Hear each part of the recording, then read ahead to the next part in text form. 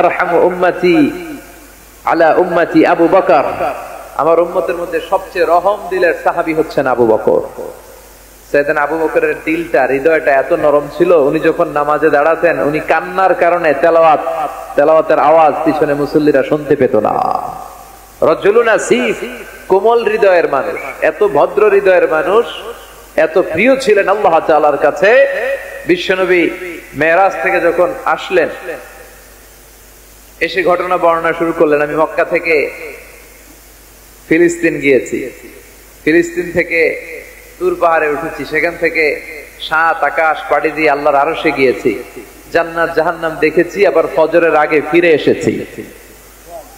আবু জাহেল, উতবা, সাইবা, ওয়ালিদ ইবনে মুগিরা জানতে, ওরা কয় এতদিনে একটা পাইছি, একটা ইস্যু পাইছে, এই ইস্যু দিয়া মুহাম্মাদের বিরুদ্ধে যত বদনাম রটানো যায় আমরা রটাবো।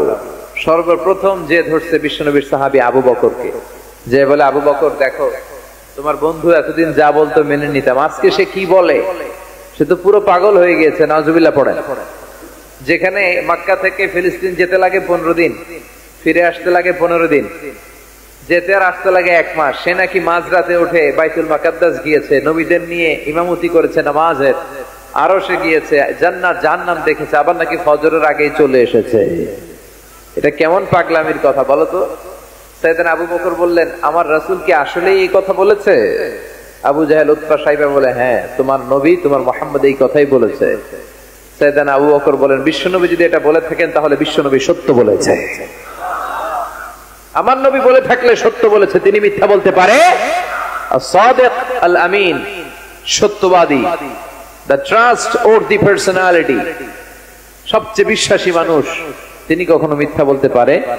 বিশ্বনবী বললেন, আবু বকর আনতা লাস্তা আবু বকর ফাকাত, তুমি আজকে থেকে শুধু আবু বকর নও, আজকে থেকে মিনাল ইয়াউম আনতা আবু বকর as-সিদ্দিক, তুমি আজকে থেকে সত্যবাদী আবু বকর। সেদিন থেকে তিনি সিদ্দিক উপাধি পেয়েছেন।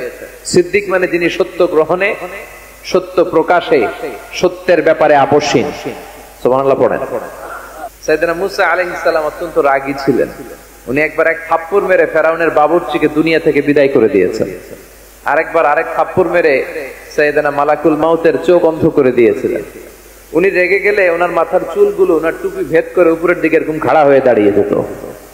মাঝে মাঝে এরকম শক্ত লোকের দরকার আছে না নাই? কয়েকটা ক্যারেক্টার আছে, যেমন সাইয়েদনা ওমরে ফারুক, সাইয়েদনা মুসা আলাইহিস সালাম, ওনাদের মুখের চেয়ে লাঠি চলতো বেশি। মাঝে মাঝে লাঠি চালানোরও দরকার আছে না নাই? আদবের লাঠি সবসময় মাচায় তুলে রাখলে চলবে না। ওমরে ফারুকের এমন হাইবাত ছিল, বিশ্বনবীর স্ত্রীরাও ওমরে ফারুককে ভয় পেত, মুনাফিকরা ওমরে ফারুককে ভয় পেত, এমনকি শয়তানও ওমরে ফারুককে ভয় পেত।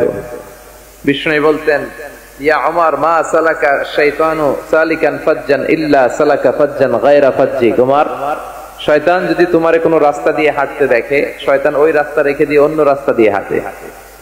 সুবহানাল্লাহ, আস্তে বলেন।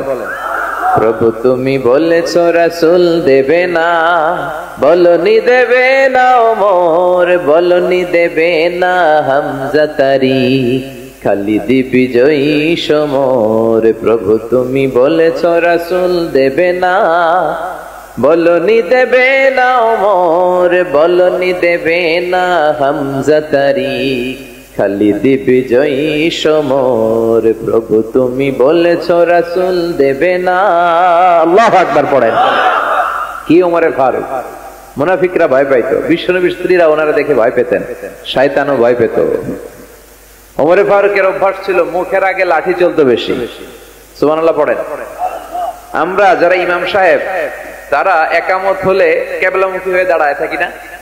একামত চলতেছে, ইমাম সাহেব কোন দিকে দাঁড়ায় থাকে?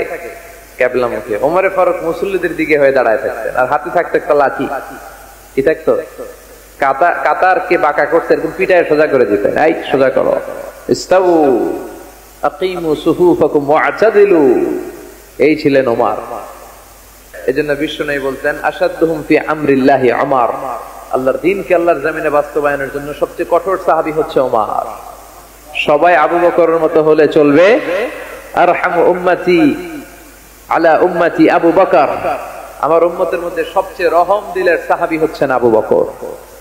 সাইয়েদনা আবু বকরের দিলটা, হৃদয়টা এত নরম ছিল, উনি যখন নামাজে দাঁড়াতেন উনি কান্নার কারণে তেলাওয়াতের আওয়াজ পিছনে মুসল্লিরা শুনতে পেত না। রাজুলুন আসিফ, কোমল হৃদয়ের মানুষ, এত ভদ্র হৃদয়ের মানুষ, এত প্রিয় ছিলেন আল্লাহ তাআলার কাছে।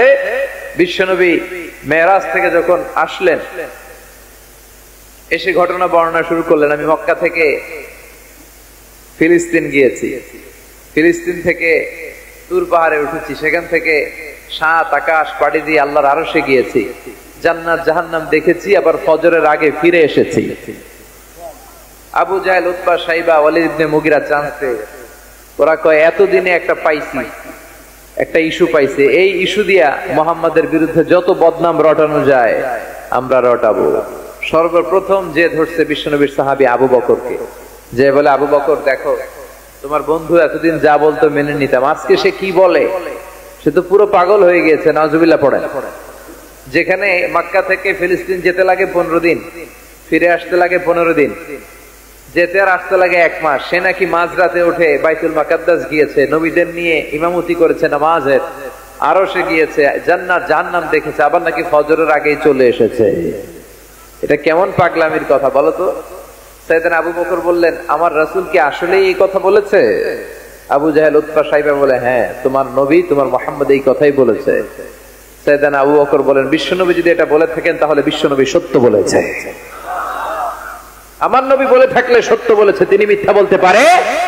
as-sadiq al-amin, সত্যবাদী, the trustworthy personality, সবচেয়ে বিশ্বাসী মানুষ, তিনি কখনো মিথ্যা বলতে পারে? বিশ্বনবী বললেন, আবু বকর আনতা লাস্তা আবু বকর ফাকাত, তুমি আজকে থেকে শুধু আবু বকর নও, আজকে থেকে মিনাল ইয়াউম আনতা আবু বকর as-সিদ্দিক, তুমি আজকে থেকে সত্যবাদী আবু বকর।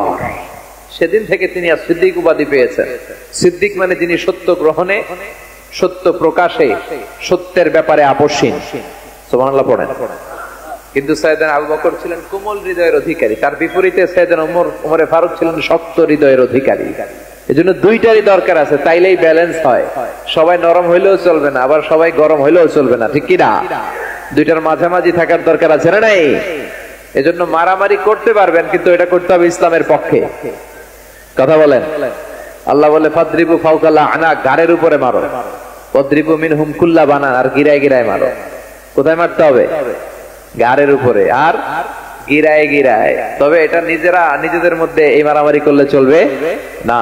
ইসলামকে প্রতিষ্ঠা করার জন্য, কালেমার বাণীকে সুউচ্চ করার জন্য যদি মারামারিরও প্রয়োজন হয়, আমরা মারামারি করতে রাজি আছি না নাই? কোন একদিন এ দেশের আকাশে কালিমার পতাকা উড়বে, সেদিন সবাই খোদাই বিধান পে দুঃখ বেদনা ভুলবে। কোন একদিন এ দেশের আকাশে কালিমার পতাকা উড়বে, সেদিন সবাই খোদাই বিধান পে দুঃখ বেদনা ভুলবে, ঠিক কিনা? এটা আমাদের স্বপ্ন। আমরা কালিমাকে বিজয়ের আসনে দেখতে চাই। আর মুমিনকে বিজয় দান করে কে? চিল্লায় বলেন কে? আল্লাহ বলেন, ওয়ালা তাহিনু ওয়ালা তাহজানু ওয়া আনতুমুল আ'লাউনা ইন কুনতুম মুমিনিন। চিন্তিত হয়ো না, দুশ্চিন্তা করো না, বিজয় তোমাদের হবেই যদি তোমরা মুমিন হও। তবে ঈমানটা হতে হবে পাক্কা ঈমান। কথা বলেন। এজন্য মারামারি করলেও এটা ইসলামের পক্ষে মারামারি করতে হবে, ইসলামের পক্ষে থাকলেই লাভ। কারণ ইসলামকে যে বিজয় দেয়া হবে এটার ঘোষণা দিয়েছে কে?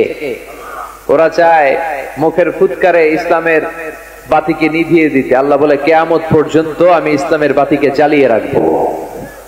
Up to the day of judgement ইসলামের আলো জ্বলতেই থাকবে, কেউ এটাকে থামাতে পারবে? দেখেন